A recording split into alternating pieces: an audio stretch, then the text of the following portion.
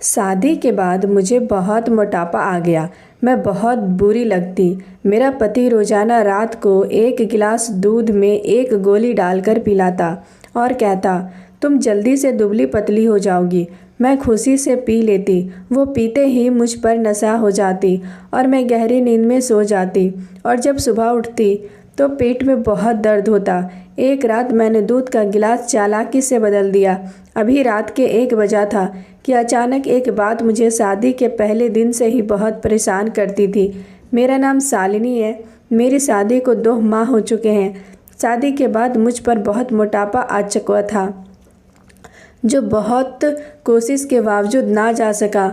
मैं बहुत गम में ज़िंदगी गुजार रही थी। मेरा पति बहुत अजीब इंसान है। वो शादी के दूसरे दिन से ही मुझे लेकर अलग रहते थे।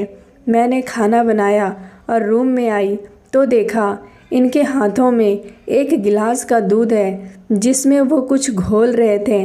मैं देखने लगी। मुझ पर नज़र पड़ते ही वह कुछ बेचैन हुए। मैंने इनसे पूछा, यह आपके हाथ में क्या है? तो कहने लगे, देखो बेगम, यह दूध है और इसके अंदर हकीम साहब के 1 गोली मिलाई है। मुझे हकीम साहब ने बताया है इसको पीने से तुम बहुत दुबली पतली हो जाओगी।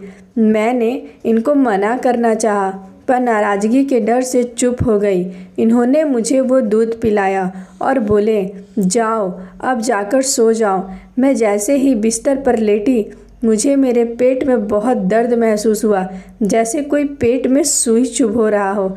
मुझे अजीब महसूस हो रहा था पर मैंने तब ध्यान ना दिया और नज़र अंदाज करती। मेरी आँख रात में प्यास की शिद्दत से खुली। मैंने पानी पिया और करवट बदल कर लेट गई।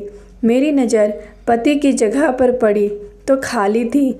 मैंने घड़ी को देखा, रात के 1 बज रहे थे। मैंने हैरत से इधर उधर देखा तो वो कहीं नहीं थे। तभी बाथरूम का दरवाज़ा खुला और वो बाहर आए। मैंने देखा वो अपने हाथ साफ कर रहे थे और वापस सोने के लिए लेट गए, पर मैं दर्द से बेचैन रही। मैंने बर्दाश्त किया और हनुमान चालीसा पढ़ना शुरू कर दी। सुबह मैंने उठकर देखा तो मेरा जिस्म और ज़्यादा फूला हुआ था। मुझे रोना आने लगा। मेरे जिस्म पर बहुत मोटापा आ रहा था। मैंने दिल मान के नाश्ता बनाया तो जितेंद्र रूम से बाहर आए और मुझे देखकर मुस्कुराने लगे। मैं हैरान तरीके से उनको देखने लगी, जो मुझे देखकर कोई बुरी बात नहीं बोल रहे थे बल्कि मुस्कुरा रहे थे। मैंने इनके लिए टेबल पर नाश्ता लगाया और बोली, आप नाश्ता करें, मैं अभी आती हूँ। मैं कमरे में आकर खूब रोई। जितेंद्र ऑफिस चले गए। अब यही रोज़ का नियम बन गया। शाम को रोज़ मुझे दूध के गिलास में गोली डाल कर देते और पीने को कहते। 1-2 बार मैंने मना किया। आप देखिए तो सही, मेरा जिस्म दिन ब दिन और फूला रहा है। मेरे पेट में भी इसे पीने के से दर्द होता है। मेरी बात सुनकर वो मुस्कुराने लगे और बोले, क्या मजाक कर रही हो? कभी सुना है किसी से दूध पीने से पेट में दर्द होता है? मैंने अजीब नज़रों से उन्हें घूरा और बोलना छोड़ दिया। इसी तरह 4 माह गुजर गए। मेरी हालात ख़राब होने लगी। मैंने डॉक्टर को चेक कराया तो इन्होंने सब ठीक बताया और मैं इसी तरह अपने घर आ गई। रोज़ रोज़ के दर्द से मेरी हालत बेहद ख़राब हो चुकी थी। मैं काफ़ी परेशान सी बैठी सोच में डूबी थी। जब दरवाजे की बेल बजी, दरवाज़ा खोला तो जितेंद्र को मुस्कुराते हुए पाया। इन्होंने मुझे खाना लगाने को कहा। हमने खाया और सोने चली गई। जितेंद्र मुझे दूध का गिलास पकड़ाकर वॉशरूम में चले गए। मैंने जल्दी से वो दूध का गिलास बदलकर दूसरा उसी के जैसा गिलास रख दिया। मैं जानना चाहती थी, ऐसा क्या है इस दूध में जिसकी वजह से मुझे इतनी तकलीफ़ सहनी पड़ती है। मेरा तजस्सुस के मारे बुरा हाल है। ऐसी कौन सी चीज़ दूध में पेट का दर्द ख़त्म होने का नाम ही नहीं लेता। मेरे दिल में बुरे बुरे ख्याल जन्म लेने लगे। जितेंद्र बाहर आए तो मैं भी दूध पीने लगी और मुझे दूध पीकर देखकर इत्मीनान से हो गए और अपनी जगह पर आकर लेट गए। मैं भी सुकून की नींद ली। सुबह फ्रेश उठी, मगर मैं यह देखकर हैरान रह गई, जितेंद्र कहीं नहीं थे। मेरी हालात ख़राब होने लगी। मैं पूरे घर में पागलों की तरह इनको ढूंढने लगी। मेरी बेचैनी हद से ज़्यादा बढ़ गई। बुरे ख्याल दिल को परेशान कर रहे थे। मैंने हर जगह इनको तलाशा और वो कहीं ना थे।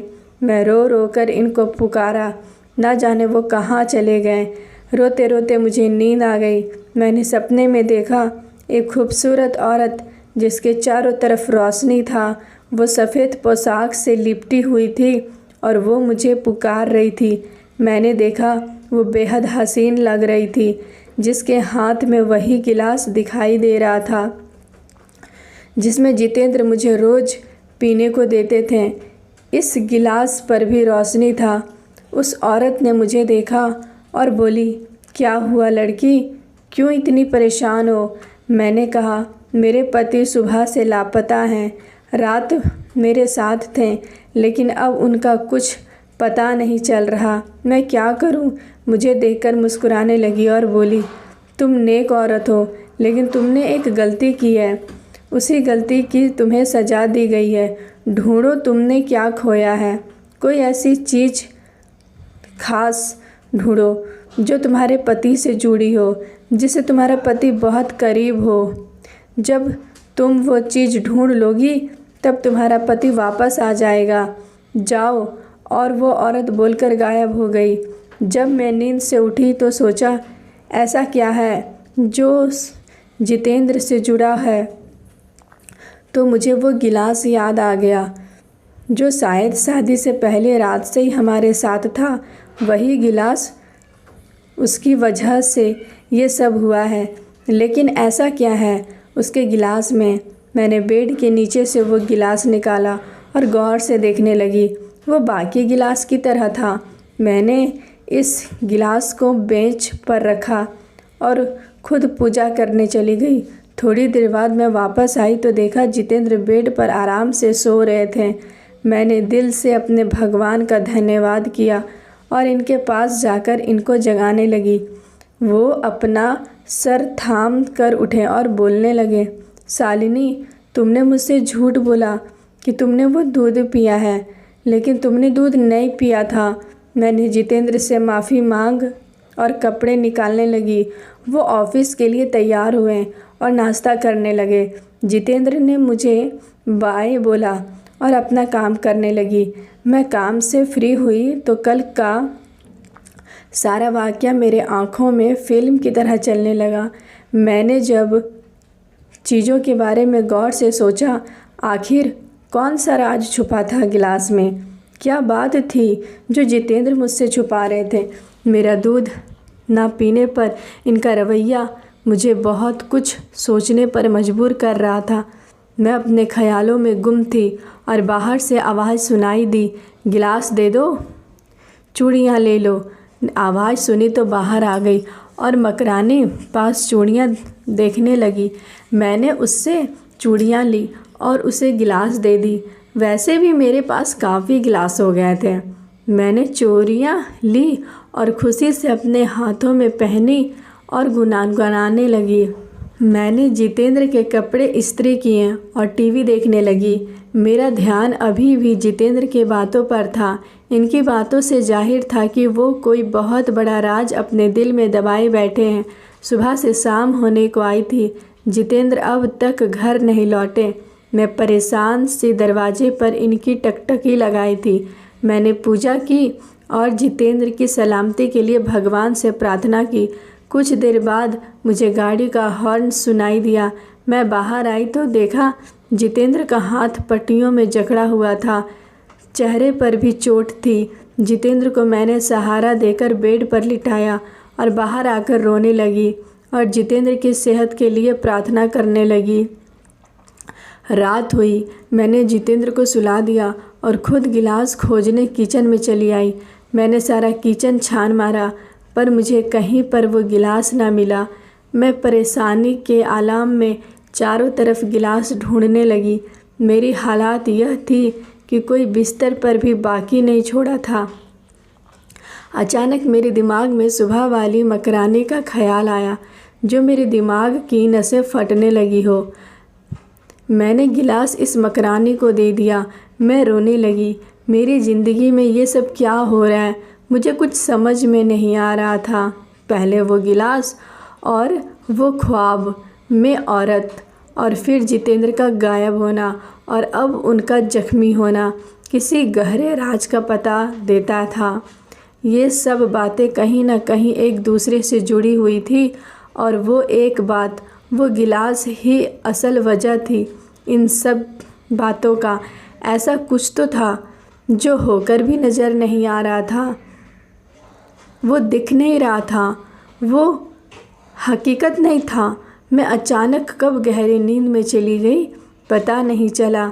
मैंने देखा वो औरत दोबारा आई है और बोली, शालिनी तुम बहुत भोली हो। आज तुमने अपनी खुशकिस्मती के दरवाजे खुद ही बंद कर दिए हैं। जो हुआ सब तुम्हारी बेवकूफ़ी की वजह से। जो खोया है जिससे पाने की तलाश करो, जो गया है उसे वापस लाने की कोशिश करो। मैं तुम्हारी ज़्यादा मदद तो नहीं कर सकती, लेकिन इतना बता सकती हूँ कि वह मकरानी तुम्हें लाल हवेली के पीछे बनी झोपड़ी में मिलेगी। वो ख्वाब वाली औरत इतना बोलकर गायब हो गई। तभी मेरी आँख खुली। मैंने ख्वाब वाली औरत की बातें याद की और लाल ओढ़कर लोगों से लाल हवेली का पता पूछती मकरानी के झोपड़ी में आ गई। मेरी हालात ख़राब हो चुकी थी, पाँव में छाले हो गए थे। मैं मकरानी के पास गई और इन गिलासों का पूछा। मकरानी के कोने की तरफ इशारा किया। यहाँ पर बहुत से गिलास पड़े थे। मैं जल्दी से गिलासों की तरफ लपकी और अपना गिलास ढूंढने लगी। मुझे याद था इन गिलास पर तलवार का निशान था। इतने गिलासों में ढूंढना मुश्किल था, पर मैंने हिम्मत न हारी और अपने काम में लगी रही। मेरा दिल बुरी तरह से अंदेशों में गिरा हुआ था। मेरी हिम्मत जवाब दे रही थी। जब नज़रें झोपड़ी के कोने में पड़ी एक गिलास की तरफ पड़ी, मैंने फ़ौरन वह गिलास उठाया और उसे गौर से देखने लगी। इस पर बिल्कुल वही तलवार का निशान था। मेरी खुशी और हैरत के इंतहाम न रही और देखकर मुझे गिलास मिल गया है। मैंने गिलास लिया और दिल में भगवान का ढेरों धन्यवाद किया और अपने घर की तरफ बढ़ी। मैं बहुत खुश थी। मैं जल्दी से घर आ पहुंची और इस गिलास में दूध पीने लगी। मैंने जैसे ही दूध पिया, जितेंद्र को होश आने लगा और वह उठकर मुझे देखने लगे। मैंने हंसते मुस्कुराते इनको देखा तो दिल से मुस्कुराई। वह खुश थे तो मैं भी खुश थी। मैंने धीरे से इनका सर दबाना शुरू किया। वो भी सुकून महसूस करके सो गए। अगली सुबह मेरी आंख दरवाजे के खटखटाहट से खुली। मैंने बाहर जाकर देखा तो सामने अधेड़ उम्र का फ़कीर खड़ा सवाल कर रहा था। मैंने इसे आटे और पैसे देने चाहे, लेकिन इसने लेने से इनकार कर दिया। मुझे हैरत हुई कि ये क्या माजरा है, मेरी समझ से बाहर था। मैंने फ़कीर से कहा, बाबा जी फ़िलहाल तो घर में यही पड़ा है, मेरे पति बीमार हैं। बाबा मेरी बात सुनकर धीरे से मुस्कुराए और बोले, बहुत कीमती चीज़ है, हिफाजत कर उसकी तरफ, बंदा भी ठीक हो जाएगा, परेशान ना हो। और मुझे झोली फैलाने को बोला। मैंने उनकी बात मानते हुए अपनी झोली इनके आगे फैलाई। इन्होंने मेरी झोली में थोड़े से कद्दू के दाने डाले और बोले, इनको अपने घर के आटे में पिसवाना, कभी कमी नहीं होगी। मुझे दुआएं देते हुए वह चले गए। मुझे हैरत है कि बाबा ने ऐसा क्यों किया। ऐसा क्या कीमती चीज़ है मेरे पास। बाबा की बातें बहुत उलझी थी। मैं तो पहले ही परेशान थी। बाबा की बातों ने मुझे परेशान कर दिया था। मैंने कद्दू के दाने अपने आटे के थैले में डाले और जितेंद्र के लिए परहेजी खाना बनाने लगी। मैं सो चुकी थी। अब तक हुए हादसे के पीछे छुपी वजह मैं पता लगा कर रहूँगी, चाहे कुछ भी हो। यह राज मैं जान कर रहूँगी। यही सोच मेरी पुख्ता हो गई थी। मेरे दिल में इरादा किया और राज जानने के लिए खुद को मजबूत किया। मेरी हालात किसी हारे हुए जुआरी जैसी थी जिससे इसका कीमती सामान छीनने का खतरा था। मेरे मोटापा बढ़ता जा रहा था और मैं दिन रात भगवान से दुआ मांगती और इस राज से पर्दा हटाना चाहती थी। मेरा बस यही इरादा था। पर एक रात जितेंद्र की चचेरी बहन मेरे घर आए हैं अपने बच्चों के साथ। मैंने सबके लिए खाना बनाया और इनके बिस्तर लगाए। सब बेहद खुश हैं कि अचानक मेरी नज़र नीलम दीदी के बेटे के हाथ में गिलास पर पड़ी जो गिरने ही वाला था। मैं सब छोड़कर भागकर इस गिलास के तरफ भागी और इस बच्चे से गिलास छीना। मेरी हरकत पर वहाँ सभी हैरान हुए। क्या नीलम दीदी, तुम मुझ पर बरस पड़ी? मैंने इनके बेटे के हाथ से गिलास क्यों छीना? मेरा हालात कोई नहीं समझ सकता। मैं अकेली बैठी रो रही थी जब जितेंद्र मेरे पास बैठे और मुझे समझाने लगे, देखो हमारे मेहमान हैं, इनकी बातों को दिल पर ना लो। मैंने हामी भर ली और दूध पीकर सोने के लिए लेट गई। आज मेरी आंख आधी रात को खुली।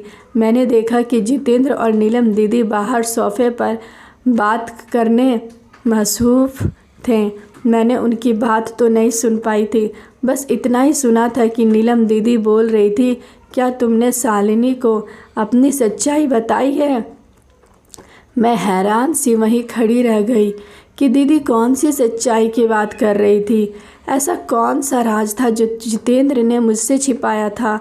मैं वहीं पर दीवार के साथ लगी इनकी बातें सुनने लगी।